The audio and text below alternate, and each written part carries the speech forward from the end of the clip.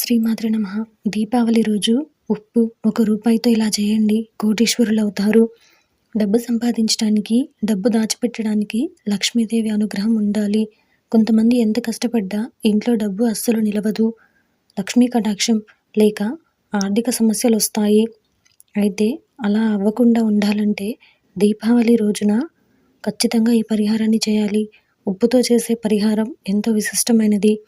ఈ పరిహారం చేశాక ఇంట్లో కొన్ని నియమ నిష్టలు పాటించాల్సి ఉంటుంది. ఇంటిని శుభ్రంగా ఉంచుకోవాలి. ఇంటిని, గుమ్మాన్ని ఎప్పుడూ శుభ్రంగా ఉంచుకోవాలి. అప్పుడే లక్ష్మీదేవి ఇంట్లోకి వస్తుంది. ఇంట్లోని ఆడవాళ్ళని ఎప్పుడూ గౌరవించాలి. అప్పుడే ఇంట్లో మీరు ఎప్పుడూ సంతోషంగా ఉంటారు. ఇంట్లో ఎప్పుడూ గొడవలు పెట్టుకోకూడదు. లక్ష్మీదేవి ఇంట్లోకి రాదు. లక్ష్మీదేవి అని భావించే ఎన్నో రకాల వస్తువులను ఎట్టి పరిస్థితుల్లోనూ కింద పడేయడం, కాళ్ళతో తొక్కడం కానీ చేయకూడదు.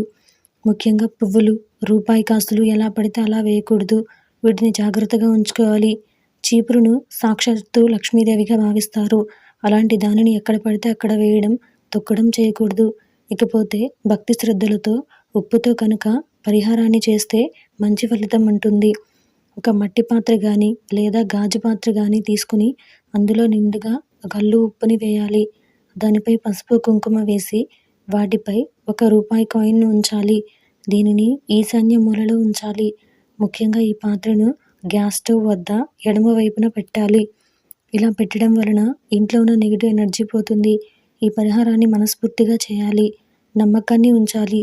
ఈశాన్యంలో ఉంచిన తర్వాత సంకల్పాన్ని చెప్పుకోవాలి. ఆర్థిక సమస్యలు ఉండకూడదు అని కోరుకోవాలి. ఇక ఈ పాత్రను వారం రోజుల తర్వాత రంగు మారాక తీసేయాలి.